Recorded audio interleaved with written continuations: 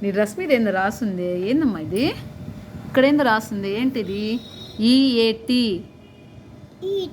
Eta? Eat అంటే ఏందమ్మా? తినడమా? ఇక్కడేంది? ఇక్కడేదో రాస్తుంది, పిఎల్ఏవై. ప్లే అంటే ఆడుకోవడమా? ఇదేంది ఇక్కడ? ఎస్ఎల్ఈఈపి. స్లీప్ అంటే?